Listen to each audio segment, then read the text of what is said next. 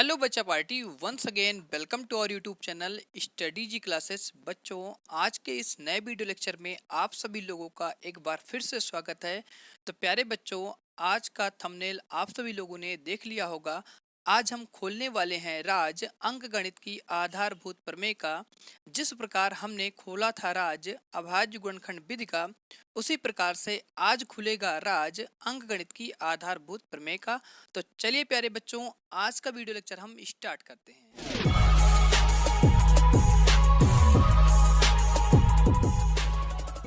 तो बच्चों, अब आपको यहाँ से दिख रहा होगा अंकगणित की आधारभूत प्रमेय।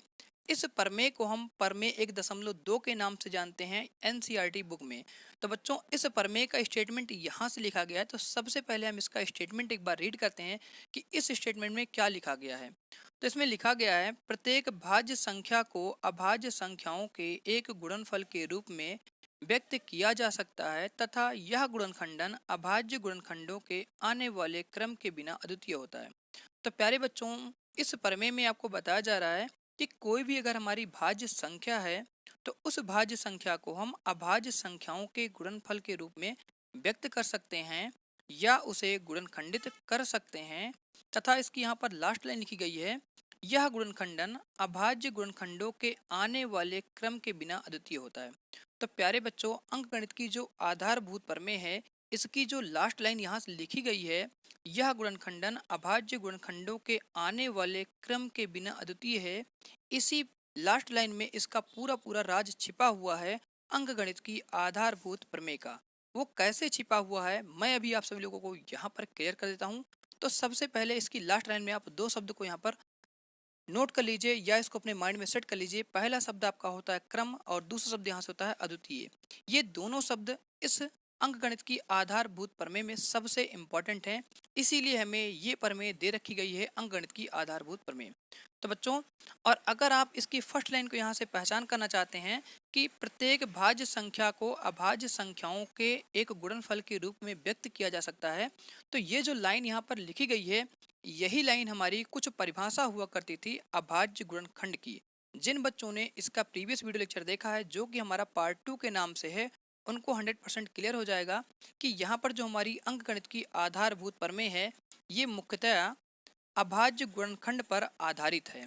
तो इसका मतलब ये हुआ कि अंकगणित की आधारभूत प्रमेय पढ़ने से पहले हमें अभाज्य गुणनखंड विधि अच्छे से आनी चाहिए। जिन बच्चों को अभाज्य गुणनखंड विधि में कोई प्रॉब्लम है, वो जा करके इसका प्रीवियस वीडियो लेक्चर देख सकते हैं, जो कि आपको पार्ट 2 के नाम से मिल जाएगा। उसमें मैंने आप सभी लोगों को अभाज्य गुणनखंड विधि का डिटेल एक्सप्लेनेशन किया है और साथ साथ बेसिक कंसेप्ट के साथ भी हमने समझाया कि अभाज्य गुणनखंड विधि हम कैसे यूज करते हैं और किस प्रकार से हम संख्या को अभाज्य संख्या के गुणनफल के रूप में व्यक्त करते हैं। और इसके पहले का जो हमारा वीडियो लेक्चर था, उस वीडियो लेक्चर में मैंने आप सभी लोगों को बताया था कि भाज्य संख्या और अभाज्य संख्या क्या होती है और किस प्रकार से हम पहचानते हैं कि ये संख्या हमारी भाज्य संख्या है और दूसरी संख्या हमारी अभाज्य संख्या है। आप इन दोनों वीडियो लेक्चर को अगर वॉच कर चुके हैं तो इस वीडियो लेक्चर में आपको 100% ये प्रमेय समझ आ जाएगी। जिन बच्चों ने नहीं वॉच किया है, वो जा करके सबसे पहले इसके दोनों पार्ट को वॉच कर लीजिए, जिससे आपका कंसेप्ट अच्छे से क्लियर हो जाए। तो बच्चों, अब हम इस प्रमेय को समझने के लिए चलते हैं एक एग्जाम्पल की तरफ और उस एग्जाम्पल के माध्यम से इस प्रमेय का राज यहाँ पर समझते हैं कि इस प्रमेय में क्या ऐसा राज था जो हमारी अभाज्य गुणनखंड विधि नहीं बता पाई। तो मैंने आप सभी लोगों को इसका राज बता दिया कि इस प्रमेय की जो अंतिम लाइन लिखी गई है, यह गुणनखंडन अभाज्य गुणनखंडों के आने वाले क्रम के बिना अद्वितीय होता है। तो इसमें दो शब्द आपके सबसे इंपॉर्टेंट है जो इसका राज खोलेंगे। एक तो शब्द आपका है क्रम और दूसरा शब्द आपका है यहाँ से अद्वितीय। सबसे पहले हम इन दोनों का मतलब यहाँ समझेंगे कि क्रम का मतलब आप सभी लोगों को पता है कि कोई भी संख्या होगी उसका क्रम, जैसे 1 आता है, 2 आता है, 3 आता है, उसका एक क्रम होता है। और अद्वितीय का मतलब ये होता है बच्चों कि इस दुनिया में हम किसी भी चीज को सिर्फ और सिर्फ एक प्रकार से प्रदर्शित कर सकते हैं। जैसे आप सभी लोग जानते हो कि हमारी परमेय संख्या होती है, तो परमेय संख्या जब भी लिखी जाती है तो वो p/q के रूप में होती है। अगर हम बात करते हैं वास्तविक संख्या की, तो वास्तविक संख्या को हमेशा हम r से प्रदर्शित करते हैं। इसी प्रकार से अगर हम बात करें प्राकृतिक संख्या की, तो प्राकृतिक संख्या हमेशा हम n से प्रदर्शित करते हैं। तो ये सभी हमारे क्या हैं, एक यूनिक रूप हैं जिनको हम हिंदी में कहते हैं अद्वितीय। तो आपको यहाँ पर समझ आ गया होगा कि अद्वितीय का मतलब क्या होता है, कि ऐसी चीज जिसको इस पूरी दुनिया में हम एक प्रकार से ही दिखा सकते हैं, इसके अलावा इसका दूसरा और तीसरा प्रकार नहीं होता है, उसी को बच्चों हम बोलते हैं अद्वितीय। अब बच्चों हम चलते हैं इस प्रमेय को समझने के लिए एक एग्जाम्पल की तरफ। तो सबसे पहले यहाँ पर हम लेंगे एक एग्जाम्पल और उस एग्जाम्पल से इस प्रमेय का राज खोलेंगे और इसका फंडा समझेंगे। तो बच्चों इस चैनल पर आप सभी लोगों को क्लास 10th का कंप्लीट सिलेबस कराया जाएगा और बेसिक कंसेप्ट के साथ स्टडी कराई जाएगी। अगर आप सभी लोगों ने अभी तक चैनल से नहीं जुड़े हो तो चैनल से जुड़ जाइए। मैं आप सभी लोगों के लिए ऐसे ही बेसिक कंसेप्ट और इम्पोर्टेंट पॉइंट को लेकर के आता रहता हूँ। तो बच्चों यहाँ पर आप सभी लोग देख रहे हैं कि हमारी हेडिंग लग चुकी है अंक गणित की आधारभूत प्रमेय। तो यहाँ पर हम सबसे पहले एक संख्या लेते हैं। तो यहाँ पे हेडिंग लगा लेते हैं फॉर एग्जाम्पल। एग्जाम्पल में जैसे हमने यहाँ पर संख्या ले लिया 210। अब आप सभी लोगों को पता है कि जो हमारी संख्या 210 है ये हमारी एक भाज्य संख्या है। तो सबसे पहले हम क्या करते हैं बच्चों, इस संख्या का यहाँ पर हम अभाज्य गुणनखंडन ज्ञात करते हैं। तो यहाँ पर हमने अभाज्य गुणनखंड का चिन्ह बना लिया और इस संख्या को हम यहाँ पर अभाज्य गुणनफल के रूप में व्यक्त करते हैं। तो मैंने आप सभी लोगों को बताया था कि अगर किसी भी संख्या को अभाज्य संख्या के गुणनफल के रूप में व्यक्त करना होता है तो हमें अभाज्य संख्या से दी हुई संख्या को भाग करना होता है। अभाज्य संख्या हमारी 2 होती है, 3 होती है, 5, 7, इसके बाद 11, 13, 17, ऐसे हमारी बहुत सारी अभाज्य संख्याएं होती हैं। मैंने इन सभी संख्याओं के बारे में प्रीवियस वीडियो लेक्चर में बता दिया है। अब बच्चों मैंने आप सभी लोगों को बताया था कि हम कैसे पता करेंगे कि जो हमें संख्या दी गई है वो संख्या इनमें से किस किस संख्या से विभाजित हो सकती है।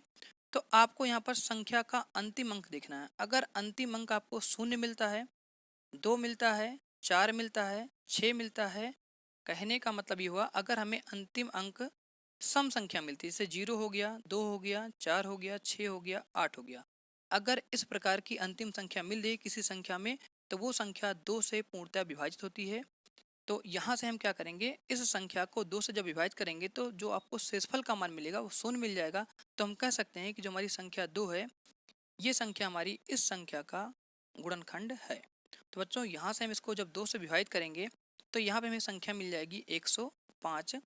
अब बच्चों इसके बाद हम इस संख्या को चेक करेंगे कि ये संख्या जो हमारी 2 है इससे 105 अगेन विभाजित होगा कि नहीं होगा। तो यहाँ पर इसको हम भाग करके चेक कर सकते हैं। यहाँ पर हम 2 से भाग करेंगे 105 को तो बच्चों ये हमारा 5 बार जाएगा और यहाँ पर संख्या आ जाएगी 10, घटा देंगे तो यहाँ पर 0 आ जाएगा, संख्या 5 ऐसे हमारी नीचे आ जाएगी। अब अगर इस संख्या को हम भाग करेंगे तो ये 2 बार जाएगा और यहाँ पे संख्या प्राप्त होगी 4, घटा देंगे तो यहाँ से 1 मिल जाएगा। आप देख पा रहे हैं कि इस संख्या में हमें शेषफल का मान 0 नहीं मिला। तो हम कह सकते हैं कि ये संख्या 105 2 से विभाजित नहीं है।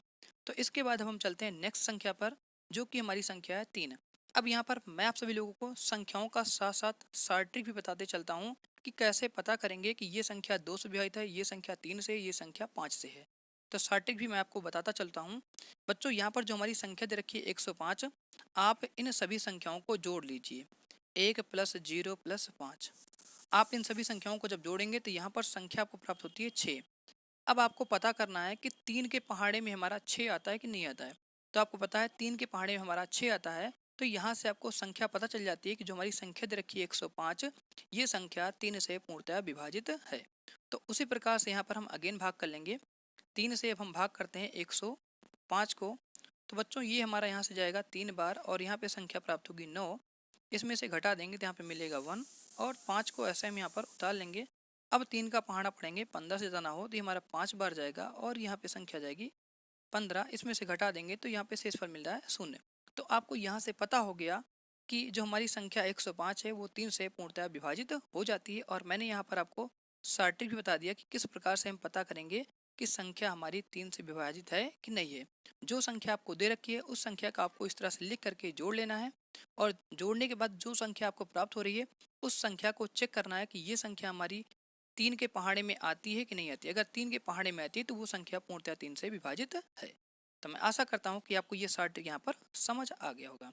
तो बच्चों जब हम 105 को 3 से विभाजित करेंगे तो हमें संख्या यहाँ से मिल रही है 35। तो भागफल को हम संख्या के नीचे लिखते हैं। अब अगेन चेक करेंगे कि ये संख्या हमारी 3 से विभाजित है कि नहीं। तो यहाँ पर हम 3 को और 5 को जोड़ लेंगे तो हमारा आएगा 8 और हम जानते हैं कि 3 के पहाड़े में हमारा 8 नहीं आता है। तो इस संख्या को हम क्या करेंगे, नेक्स्ट अभाज्य संख्या से विभाजित करेंगे। तो तो 3 के बाद जो हमारी नेक्स्ट अभाज्य संख्या आती है वो 5 आती है। और आप सभी लोगों को अब यहाँ पे सीखना है कि अगर मान लीजिए कोई भी संख्या यहाँ पर जैसे दे रखा है 35 है, तो कैसे पता करेंगे कि ये संख्या 5 से विभाजित है कि नहीं है। तो आपको संख्या का अंतिम संख्या देखना है, जैसे यहाँ पर 5 है। अगर संख्या का अंतिम अंक 0 हो या 5 हो तो वो संख्या 5 से पूर्णतः विभाजित हो जाती है। मीन्स अगर संख्या का अंतिम अंक 0 है और 5 है तो वो संख्या 5 से पूरा पूरा कट जाती है। तो बच्चों यहाँ पर आप अगर इस संख्या को देख रहे हैं तो इस संख्या के अंतिम संख्या कितनी है, 5 है। तो अगर आप 5 का पहाड़ा पढ़ेंगे तो 5 सते 35, तो हमारी ये संख्या 5 से पूरा पूरा कट जाएगी। तो हमें यहाँ से जो संख्या प्राप्त होगी वो 7 मिल जाएगी। तो यहाँ पर अगर हम इसको 5 से विभाजित करते हैं तो यहाँ पर संख्या मिलती है 7। और मैंने आपको चेक करने का तरीका भी बताया है कि अगर 7 को हम 5 से गुणा करेंगे या 5 को 7 से गुणा करेंगे तो ये संख्या में प्राप्त होनी चाहिए। आपको यहाँ से संख्या मिल रही है। अब बच्चों आप देख रहे हैं यहाँ पर संख्या 7 है, तो ये संख्या तो साफ साफ दिख रही है कि ये 5 से विभाजित नहीं है। तो 7 हमारी एक तरह से अभाज्य संख्या है। तो अभाज्य संख्या जब 5 से विभाजित नहीं है तो 7 संख्या क्या होगी, स्वयं की संख्या से विभाजित हो जाती है। तो इस संख्या को हम 7 से यहाँ पर विभाजित करेंगे तो यहाँ पे संख्या प्राप्त हो जाएगी 1। अब बच्चों यहाँ पर जो हमें संख्या प्राप्त हुई है 2, 3, 5, 7, इन सभी संख्याओं को हम बोलते हैं अभाज्य संख्या। तो यहाँ पर आप लिख सकते हो ये जो संख्या हमें प्राप्त हुई है इन संख्या को हम बोलते हैं अभाज्य संख्या। अब बच्चों हम क्या करेंगे, 210 का जो हमें ये संख्या प्राप्त हुई है इसी को हम बोलते हैं गुणनखंड। तो यहाँ पर हम क्या करेंगे, लिखेंगे 210 और इन सभी संख्याओं को गुणनफल के रूप में यहाँ से हम लिख लेंगे। अब जब गुणनफल के रूप में इसको लिखेंगे तो इनके बीच में हम गुणा का चिन्ह लगा देंगे। 2 गुणे 3 गुणे 5 गुणे यहाँ से 7 हो जाएगा। अब बच्चों चलते हैं अपने प्रमेय की तरफ, जो कि हमारी अंकगणित की आधारभूत प्रमेय कह रही थी। तो प्रमेय आपको पहले लाइन में यही बता रही है कि अगर कोई भाज्य संख्या दे रखा है तो उस भाज्य संख्या को अभाज्य संख्या के गुणनफल के रूप में व्यक्त किया जा सकता है। जैसा कि मैंने आप सभी लोगों को यहाँ पर कर दिखाया कि 210 जो हमारी संख्या थी ये हमारी एक भाज्य संख्या थी। इस भाज्य संख्या को मैंने अभाज्य संख्या के गुणनफल के रूप में व्यक्त कर दिया। बच्चों ये जो हमारा रूप होता है इसी को हम बोलते हैं गुणनफल रूप। और ये किसका रूप होता है, अभाज्य गुणनफल का रूप होता है। इसके बाद बच्चों इसकी जो यहाँ पर आगे की लाइन कह रही है वो लाइन आपको ये बता रही है कि यह गुणनखंडन अभाज्य गुणनखंडों के आने वाले क्रम के बिना अद्वितीय होता है। अब बच्चों हमें यहाँ पर शब्द को समझना है, क्रम और दो शब्द यहाँ पर है अद्वितीय। तो सबसे पहले यहाँ पर हम समझते हैं क्रम। तो बच्चों अगर हम इन संख्याओं को गुणा करेंगे तो हमें पुनः 210 प्राप्त हो जाएगा।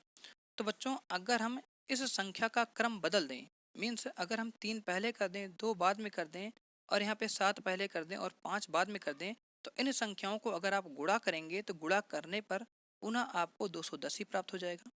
इसी प्रकार से अगर हम इन संख्याओं का अगेन क्रम चेंज कर दें तो फिर से आप यहाँ पे कह सकते हो कि इन संख्याओं को गुणा करने पर जो हमें संख्या प्राप्त होगी वो अगेन हमें 210 प्राप्त हो जाएगी। तो इसका मतलब ये हुआ कि अगर हम किसी भी भाज्य संख्या का अभाज्य गुणनफल प्राप्त करते हैं तो उस अभाज्य गुणनफल वाले संख्या का क्रम कुछ भी हो सकता है, उसका क्रम इम्पोर्टेंट नहीं होता है, उसको हम किसी भी क्रम में व्यक्त कर सकते हैं। जैसे यहाँ पर मैंने आपको 3 क्रम दिखाया, पहला क्रम ये था, दूसरा क्रम हमारा ये होता है, तीसरा क्रम ये होता है। बट आपको याद रखना है कि अगर हम उस संख्या को गुणा करें तो हमें फिर से वो भाज्य संख्या प्राप्त होनी चाहिए। और जो गुणनफल में यहाँ पर संख्या प्राप्त हुई है इसमें आपको सभी की सभी संख्याएं क्या होनी चाहिए, अभाज्य संख्या होनी चाहिए, कोई भी और संख्या नहीं होनी चाहिए। आपको इस चीज का यहाँ पर ध्यान रखना है। अब बच्चों इसके बाद यहाँ पर बोला गया था अद्वितीय। अद्वितीय का मतलब मैंने आप सभी लोगों को अभी बताया कि अद्वितीय का मतलब होता है जैसे मान लीजिए कोई हमारी परमेय संख्या है, हमने माना परमेय संख्या x है। अगर x हमारी एक परमेय संख्या है तो इस परमेय संख्या को हम p/q के रूप में लिख सकते हैं। इसी प्रकार से अगर हम यहाँ से बताएं कि x हमारी क्या है, वास्तविक संख्या है, तो वास्तविक संख्या को हम r से प्रदर्शित करते हैं। अगर हम बोल दें कि हमारी जो संख्या है 1, 2, 3, 4 ऐसे संख्याएं चल रही हैं तो हम कह सकते हैं ये सभी संख्याएं हमारी क्या हैं, प्राकृतिक संख्याएं। तो प्राकृतिक संख्या को हम कैपिटल लेटर के n से प्रदर्शित कर सकते हैं। तो बच्चों यहाँ पर आप देख रहे हैं कि जो परमेय संख्या है, परमेय संख्या का एक यूनिक रूप है जिसको हिंदी में बोलते हैं अद्वितीय। इसका सिर्फ और सिर्फ एक ही रूप है कि अगर कोई भी परमेय संख्या होती है तो उसको हम p/q के रूप में ही दिखा सकते हैं। अगर वास्तविक संख्या है तो वास्तविक संख्या को हम r से ही दिखा सकते हैं। प्राकृतिक संख्या है तो प्राकृतिक संख्या को हम n से ही दिखा सकते हैं। तो यहाँ पर आप सभी लोग समझ पा रहे हैं कि अगर मान लीजिए परमेय संख्या की बात की जाएगी तो हमेशा बटे में रहेगी, वास्तविक संख्या की बात की जाएगी तो हमेशा उसको r से ही दिखाया जाएगा। प्राकृतिक संख्या की बात की जाएगी तो उसे हम हमेशा n से दिखाएंगे। तो वैसे यहाँ पर अगर हम किसी भी संख्या का अभाज्य गुणनखंड करते हैं तो जो हमें उसका गुणनफल प्राप्त होता है उसका एक यूनिक रूप होता है। इसमें आप देख रहे हैं कि जो संख्या 2, 3, 5, 7 आई है वही संख्या सभी में है, लेकिन इसका क्रम यहाँ पर चेंज हो रहा है। तो क्रम का यहाँ पर कोई मतलब नहीं होता है। बस आपको ध्यान रखना है कि इस संख्या का अगर हम कभी भी गुणनखंड करेंगे तो हमेशा आपको यही संख्या प्राप्त होगी। इसी को बच्चों हम यहाँ से कहते हैं अद्वितीय। अद्वितीय का मतलब अब आपको समझ आ गया होगा। और इस प्रमेय का पढ़ने का मेन मतलब आपका यही था कि अगर आप किसी भी संख्या का अभाज्य गुणनखंड कर रहे हैं तो उसको क्रम को आपको ध्यान नहीं रखना है, बस आपको उस संख्या को अभाज्य संख्या के गुणनफल के रूप में लिख देना है, उसका क्रम कोई भी हो। तो बच्चों यहाँ पर आप नोट पॉइंट लिख लीजिए। नोट पॉइंट ये लिख लीजिए कि अगर मान लीजिए कोई भी संख्या है और उस संख्या का आप अभाज्य गुणनखंड कर रहे हैं तो हमेशा उसको आरोही क्रम में लिखिए। तो यहाँ लिख दे रहे हैं अभाज्य संख्या के गुणनफल को सदैव आरोही क्रम में व्यक्त किया जाता है। अब बच्चों मैंने यहाँ पर नोट पॉइंट क्यों लिखा है इसका भी आप यहाँ पर मतलब समझ लीजिए। अगर मान लीजिए आपको यहाँ पर एक संख्या इधर रखी है और इसी प्रकार से कोई दूसरी संख्या इधर रखी है, जैसे मान लेते हैं यहाँ पर हमारी संख्या है 21। चलिए इसी के नीचे हम यहाँ पर एग्जाम्पल लेते हैं। जैसे मान लीजिए हमने यहाँ पर संख्या ले लिया 21। अब अगर हम इस संख्या का यहाँ पर अभाज्य गुणनखंड प्राप्त करेंगे तो आपको पता है कि 2 और 1 को जोड़ेंगे तो 3 मिलेगा, और 3 जो हमारी संख्या होती है वो 3 के पहाड़े में आती है। तो ये संख्या जो हमारी 21 है ये पूर्णतः 3 से विभाजित हो जाएगी। तो हमें पता है 3 सतह 21 होता है, जहाँ पे 7 आ जाएगा। और अगर इसके बाद हम देख रहे हैं जो संख्या में प्राप्त हो रही है वो 7 है। 7 हमारी क्या है, एक अभाज्य संख्या है। तो अभाज्य संख्या से कट जाती है तो यहाँ पे हमें 1 प्राप्त होता है। अब हम यहाँ से लिख सकते हैं कि जो हमारा 21 संख्या था, इस संख्या को अगर हम गुणनफल के रूप में व्यक्त करेंगे तो यहाँ पर लिखेंगे 3 गुणे 7। तो ये इसका हमें यहाँ पर गुणनफल प्राप्त हो जाता है। अब बच्चों यहाँ पर अगर हमसे पूछ ले कि 21 और 210, 21 और 210 संख्या में हमारा HCF कितना आया, तो हम क्या करेंगे, इन संख्याओं को उसके आरोही क्रम में व्यक्त कर लेंगे। आरोही क्रम में जब हम इसको व्यक्त कर लेंगे तो उस संख्या का HCF निकालने के लिए और LCM निकालने के लिए हमें आसानी हो जाती है। इसीलिए मैंने यहाँ पर नोट पॉइंट लिखाया कि अगर हमें किसी संख्या का अभाज्य गुणनखंड प्राप्त होता है तो उस अभाज्य गुणनखंड को हम सदैव आरोही क्रम में व्यक्त करेंगे। तो बच्चों अब यहाँ पर आसानी से आप निकाल सकते हैं संख्या का HCF। तो जैसे हमने यहाँ पे संख्या लिखा है 210, तो 210 का जो हमें गुणनफल प्राप्त हुआ है वो मिला है 2 गुणे 3 गुणे 5 गुणे 7, और 21 का जो हमें यहाँ से गुणनफल प्राप्त हुआ है वो 3 गुणे 7 मिला है। अब बच्चों इनका हम यहाँ से क्या करते हैं, पेयर बनाते हैं। जैसे इसमें एक 3 है तो इसमें एक 3 है, इन तीनों का एक जोड़ा बना देंगे। 7 यहाँ पर है, 7 यहाँ पर है, तो इनका हम यहाँ पर एक जोड़ा बना देंगे। अब बच्चों जिनका यहाँ पर जोड़ा बनता है उस संख्या को हम क्या करते हैं, यहाँ पर लिखते हैं HCF। ब्रैकेट में लिख देंगे 210 कामा 21। तो इन दोनों संख्याओं का जो हमें HCF प्राप्त हो रहा है, इन दोनों संख्या में से इसको हम एक बार लिखेंगे और इन दोनों संख्या में से इसको हम एक बार लिखेंगे। इन दोनों संख्याओं को आपस में गुणा कर देंगे तो यहाँ से मिल जाता है 21। तो हम यहाँ से बता सकते हैं कि 210 और 21 का जो हमें HCF प्राप्त होता है वो संख्या हमें मिलती है 21। तो बच्चों ये हमारा हो जाता है आंसर। तो मैं आशा करता हूँ कि यहाँ तक आप सभी लोगों को अच्छे से समझ आ गया होगा और अंकगणित की आधारभूत प्रमेय भी अच्छे से क्लियर हुई होगी, और आपको अंकगणित की आधारभूत प्रमेय का राज भी समझ आया होगा कि इसका जो राज है अंकगणित की आधारभूत प्रमेय का, वो इसकी लास्ट लाइन है, जो कि पहला शब्द आपका होता है क्रम, दूसरा शब्द आपका होता है अद्वितीय। इन्हीं दोनों शब्दों से अंकगणित की आधारभूत प्रमेय का राज खुलता है। तो बच्चों अगर आप सभी लोगों को वीडियो पसंद आती है तो प्लीज़ वीडियो को लाइक कर दीजिएगा, और चैनल पर नए हो तो चैनल को ज़्यादा से ज़्यादा शेयर करिएगा और अपने दोस्तों के साथ शेयर करिए जिनसे उन बच्चों को हेल्प हो सके। तो बच्चों अब इसके बाद हम यहाँ से चलते हैं एक और इम्पोर्टेंट टॉपिक की तरफ, जिसका नाम है अभाज्य गुणनखंड विधि का अनुप्रयोग। तो बच्चों इस विधि में हम ये सीखेंगे कि अभाज्य गुणनखंड का प्रयोग कहाँ कहाँ पर है और उनसे हम क्या क्या चीज़ें ज्ञात कर सकते हैं। तो चलिए बच्चों अब हम चलते हैं अगले टॉपिक की तरफ। तो बच्चों अब हम यहाँ से देखते हैं अभाज्य गुणनखंड विधि का अनुप्रयोग। अनुप्रयोग का मतलब होता है कि अभाज्य गुणनखंड विधि का प्रयोग कहाँ कहाँ हम कर सकते हैं और उनसे हम क्या क्या चीज़ें ज्ञात कर सकते हैं। तो यहाँ पे हमारा पहला पॉइंट लिखा गया है, 2 या 2 से अधिक संख्याओं का HCF तथा एलसीएम ज्ञात करने के लिए। बच्चों एलसीएफ का मतलब होता है मासा और एलसीएम का मतलब होता है लासा। तो लासा और मासा निकालने के लिए हम क्या करते हैं, अभाज्य गुणनखंड विधि का प्रयोग करते हैं। नेक्स्ट पॉइंट यहाँ से हमारा लिखा गया है, कौन कौन सी संख्या शून्य पर समाप्त होती है। तो बच्चों अभाज्य गुणनखंड विधि का प्रयोग करके हम ये भी पता कर सकते हैं कि कौन कौन सी संख्याएं हमारी ऐसी हैं जो शून्य पर समाप्त होती हैं। शून्य पर समाप्त का मतलब हो गया बच्चों, जैसे हमारी संख्या होती है 10, 20, 60, आपका यहाँ से जाएगा 110, 120, 290, 1050। तो आप देख रहे हैं ये सभी संख्याएं क्या हैं, शून्य पर समाप्त हैं। तो अभाज्य गुणनखंड विधि का प्रयोग करके हम इन संख्याओं को पता कर सकते हैं कि कौन कौन सी संख्याएं ऐसी हैं जो शून्य पर समाप्त होती हैं। उसके बाद हमारा तीसरा यहाँ से पॉइंट लिखा गया है, संख्याओं का वर्गमूल व घनमूल ज्ञात करने के लिए। तो बच्चों अभाज्य गुणनखंड विधि का प्रयोग हम संख्या का वर्गमूल और घनमूल ज्ञात करने के लिए भी प्रयोग करते हैं। तो बच्चों मैं आशा करता हूँ कि आप सभी लोगों को आज का वीडियो पसंद आया होगा। अगर वीडियो पसंद आता है तो प्लीज़ वीडियो को लाइक कर दीजिएगा और चैनल पर नए हो तो चैनल को सब्सक्राइब कर दीजिएगा। चैनल का नाम है स्टडी जी क्लासेस। इस चैनल पर क्लास 10th की मैथमेटिक्स का कंप्लीट सिलेबस कराया जाएगा।